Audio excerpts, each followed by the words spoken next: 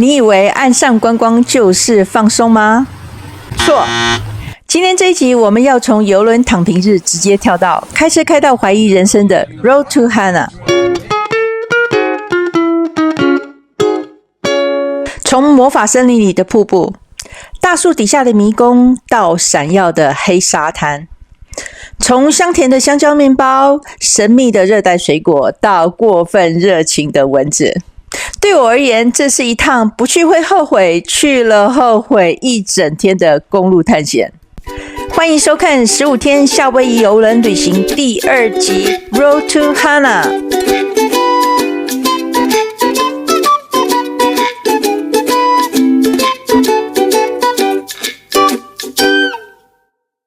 海上被关了几天后，邮轮终于在第6天早上10点钟靠岸，让大家像离开笼子的猛兽，一窝蜂地冲下船。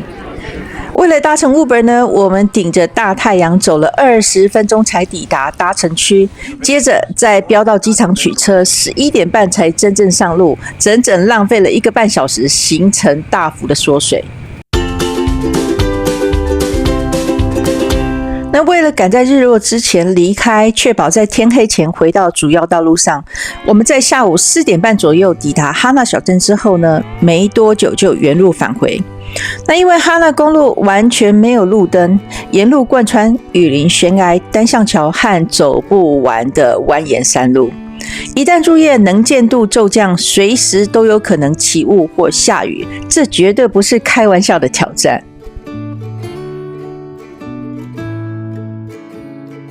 如果您问当地人来茂宜岛要去哪里玩啊，90%的人一定会秒回一定要开上 Road to Hana。 那剩下的10%则可能是那些曾经开过或是被吓到不敢再开的幸存者。蜿蜒不断的山路呢，让我想起故乡台湾陡峭又狭窄的阿里山公路，弯来弯去，弯到天边去。那相比之下，这条号称美丽的危险公路就可以说是小菜一盘，但也得全神贯注，否则就有可能直接海景第一排一路冲进太平洋。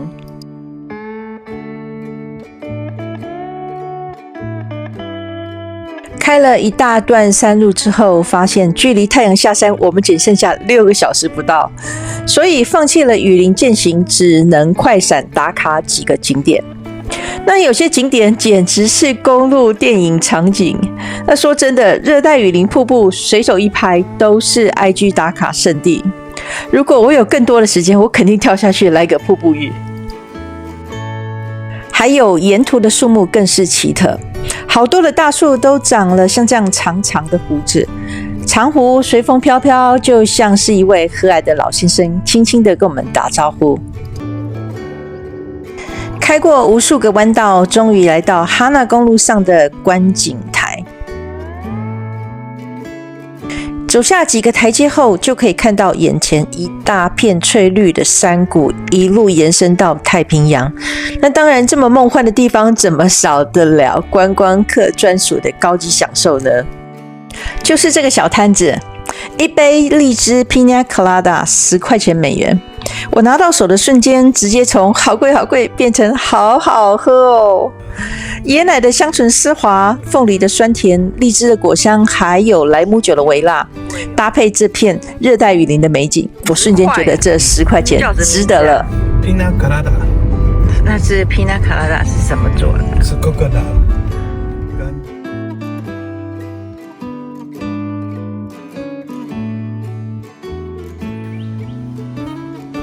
这里是哈纳公路上短暂休息的好地方，那设有面海观景台、野餐区，还有珍贵的厕所。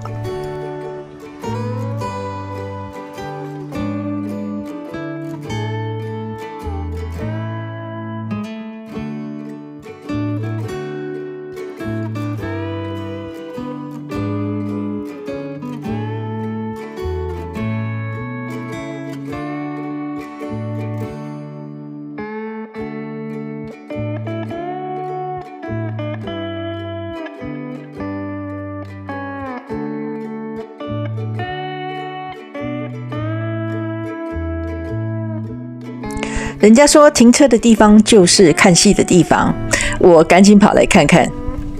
这是一片被火山熔岩雕刻的黑色岩岸，蓝色的大海拍打着黑亮的火山岩，海风强劲，我耳边只有大海的怒吼声，震撼感十足。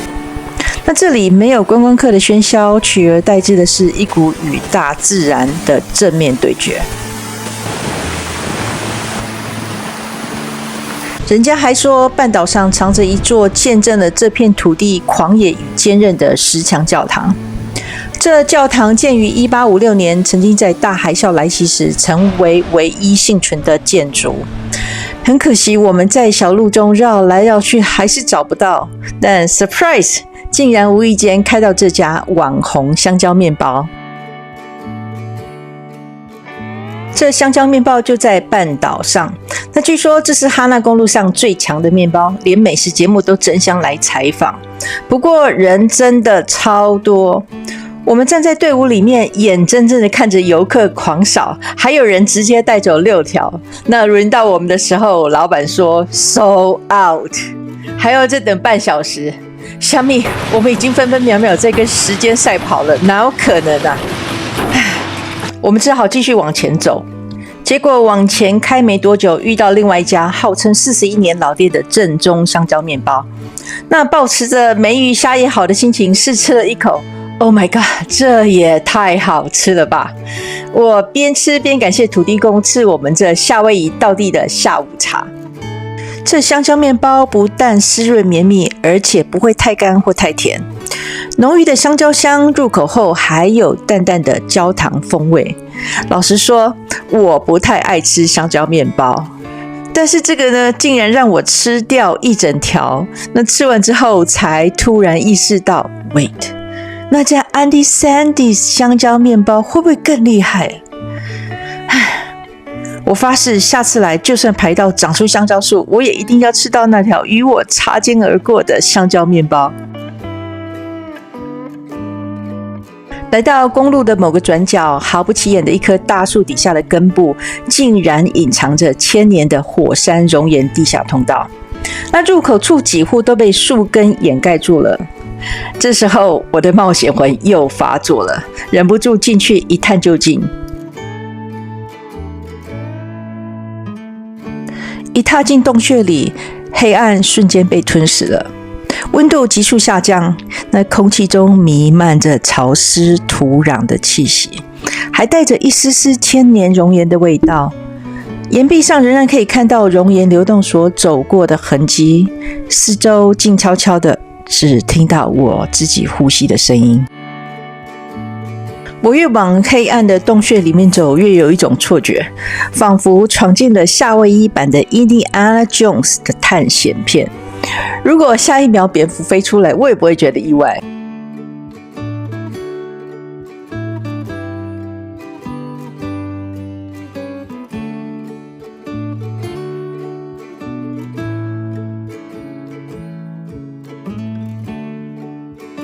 沿路上经过不少的诚实水果摊，那终于我被吸引过来了。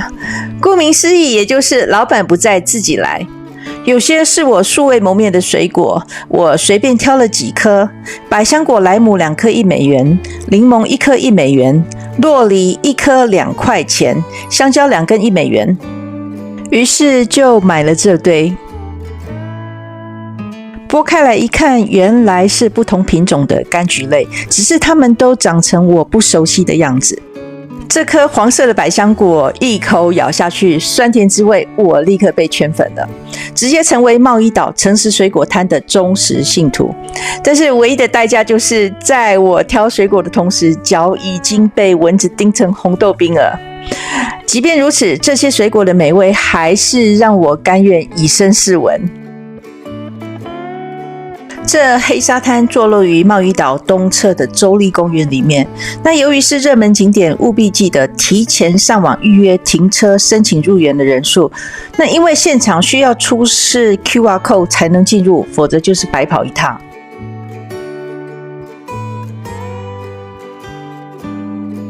我站在高处俯瞰，那整片海滩像是披上一件黑色的晚礼服。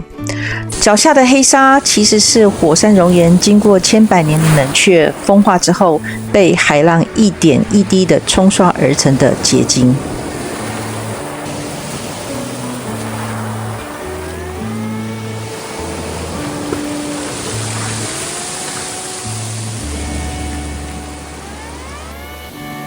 浪花拍打着黝黑的岩石，一旁还有火山岩洞点缀其间。除了这片黑沙滩，四周也被原始热带植物包围，绿意盎然，漫步其间会有一种时间慢下来的错觉。真心建议在这里多待一会儿，静静的感受海浪声与微风，让大自然的魔力一点一滴的渗透进你的旅程。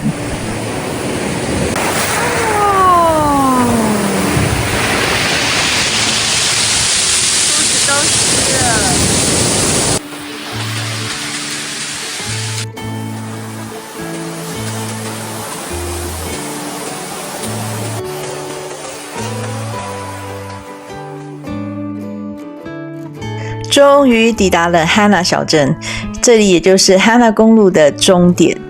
坦白说，有点失望，因为小镇过于平淡无奇。除了开车巡礼小镇以外呢，我们在 Hana Bay 海边公园停留了10分钟，拍照之后随即离开，象征性的代表了完成了一项标志性的任务，多少还是有点成就感，只能这样安慰自己了。为了避开雨林山路的雾气，我们在4点半左右就离开哈纳小镇。那直到将近傍晚7点，才终于重回主要大道上。我们把握机会逛了当地的商店，买了一些纪念品，还吃了一碗夏威夷特产 Poke， 当成是贸易岛的告别晚餐。接着火速赶往机场还车，再 Uber 回港口。这一路折腾下来，上船的时间已经快10点了，那距离开船的时间只剩下1个小时。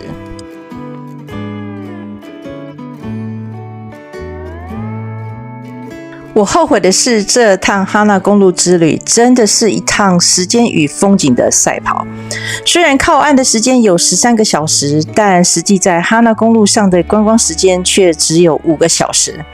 回程路上，我满怀悔意的检讨着，早知如此，如果你和我一样是从邮轮上岸，行程紧凑，那一定要计划周全，不然很容易陷入每个景点都想停，但每个景点都不能停，停不久的窘境。我不后悔选择 Road to Hana， 这不仅是一场自驾游，而是一场与大自然的探索冒险。只要规划好时间，挑对景点，你会发现这趟 Hana 之旅将成为你最难忘的回忆之一，绝对值得一试。更多精彩内容，夏威夷4大岛岸上观光到底值不值？欢迎继续关注我的夏威夷游轮系列，看我怎么边玩边后悔。